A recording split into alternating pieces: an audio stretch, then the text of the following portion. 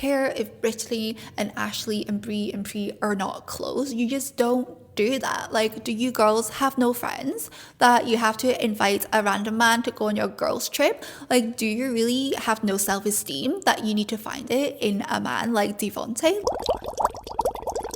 Hi my loves, welcome back to the Brain and Beauty Club. If you're new here, my name is Kelly, and on here we bring nuance back to womanhood.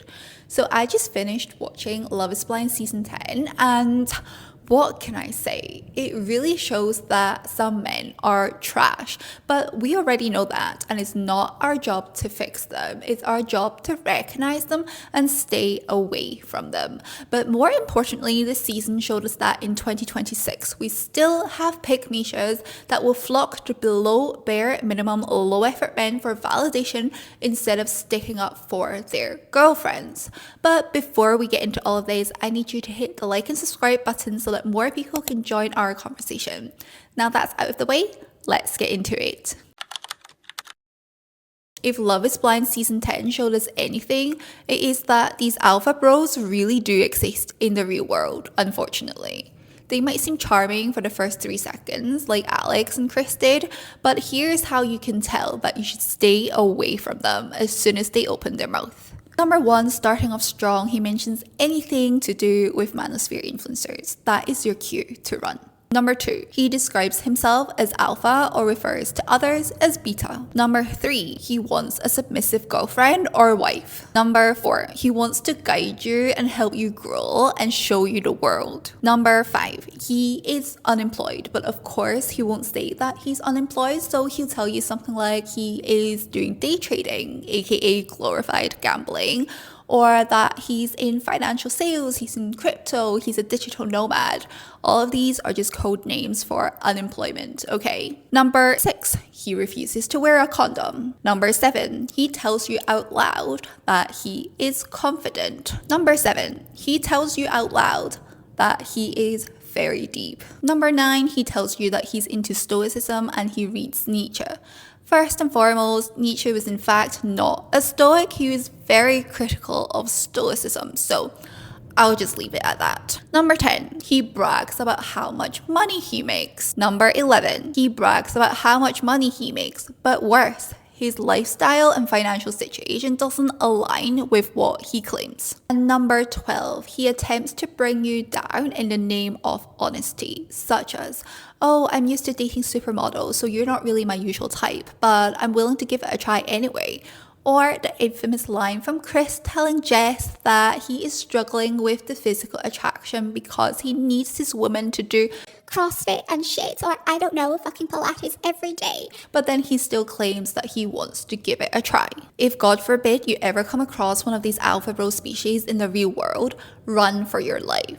But what's even more shocking for me is that, okay, these men are trash. We already know that. But there are women out there who are willing to entertain these men, which brings me on to the topic of Pickmeishas. I have already talked about in previous videos how we are all pick-me's to some degrees, and that we have been conditioned to believe that to be a woman is to perform. So I definitely want to approach the topic of Pickmeisha-ism with some grace, because like I always say, we are all victims of internalized misogyny. But I definitely do want to call it behaviors that are damaging to both women as a collective and women as an individual. So let's get into the Pickmeishas of season 10 Love is Blind, Ashley, Pri, and Brie. But first, let's define what a Pickmeisha is, because I feel like this term is so overused now that if you get male attention, you are a Pickmeisha. If you flirt with someone that you like, you are a Pickmeisha. Like, no, okay? No. I would define a Pickmeisha as someone who seeks male validation through belittling other women and or defending and justifying toxic male behavior. Such as when Chris showed up to the mixer after telling Jess that he needs his woman to do Pilates every day. Ashley, Pri, and Brie flocked to Chris to make sure that he was okay, that he was so misunderstood, because you know what? It's not shallow at all. They totally understood what he meant. It's actually not even about physical things, you know, is about the discipline of going to Pilates every day. Like, I'm sorry, but Jess is literally a doctor, okay? I am sure she had enough discipline to get her through medical school. This is a prime example of seeking male validation through defending their toxic behaviour. Now, does that mean that they were all romantically attracted to Chris and that's why they did it? No, I genuinely don't think so. Maybe perhaps Brie, but we'll get onto that later. I think this is more almost like a natural reflex for women to just flock to men and console them and give them the attention when they don't deserve it. Because I think that is almost how all women have been programmed to behave under patriarchy. But I want us to be more conscious with our actions and our behavior. Because if we look at that example, what have they gained from defending Chris and consoling Chris in that moment? Nothing. Absolutely nothing. But what has it cost them? The cost of betraying Jess for not standing up for her. The cost of being associated with a man that is hated by the internet. The cost of enabling Chris to think that his terrible behaviours were justifiable and thus the possibility of him doing it to another woman.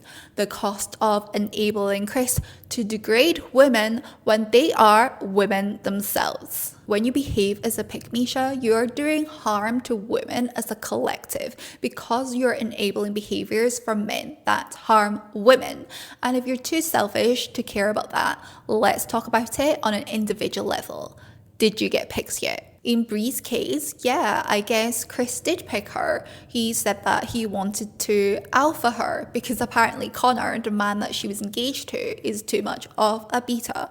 He said that he wanted to show her the world, take her to a 4-season hotel, and that might be luxury to most people, but no, not to him. Oh no, that is just the norm.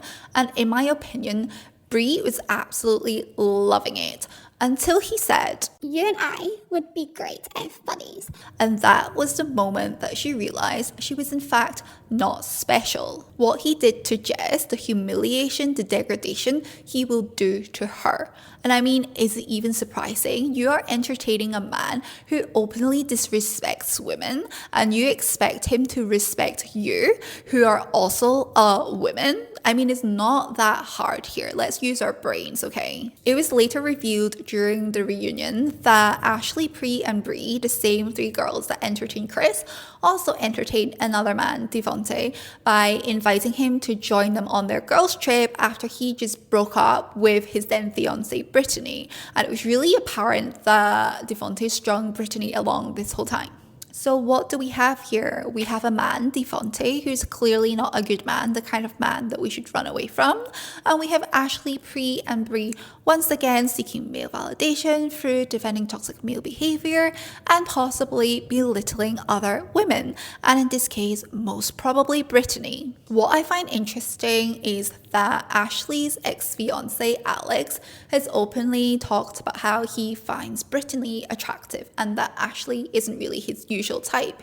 Now, we've already talked about in previous class that we have been conditioned to place a lot of emphasis on the way that we look and to build our worth around our perceived attractiveness. So I can definitely understand and sympathize with Ashley when his ex-fiancé tells her that he finds another woman attractive. I can also understand that Ashley probably felt like she was in competition with Brittany and that she probably couldn't fathom the idea of a man not finding her attractive because she probably has been told her whole life that she is beautiful. But that doesn't justify the fact that she then goes on to entertain a man who has hurt a female co-star, Brittany. And I don't care if Brittany and Ashley and Brie and Pri are not close, you just don't do that. Like, do you girls have no friends that you have to invite a random man to go on your girls trip? Like, do you really have no self-esteem that you need to find it in a man like Devontae? Like, what is going on? Again, what good came out of entertaining Devontae? Nothing, apart from letting the world know that you guys are Pickmeishas and you have probably upset Brittany, and that's about it. Like, was it worth it? Probably not. I know that I've been talking more about Pickmeishas and holding them accountable and haven't dived too deeply into the trash men, but that is because it is not our job to teach them to be a better person. We are not Mother Teresa. We cannot fix them, okay?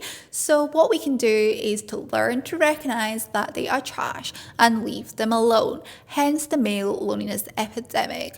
And also, I am not a man. I don't speak to men on this channel. I speak to women. So if you're currently a Pickmeisha, just know that first and foremost, we are all victims of internalized misogyny. So I feel you.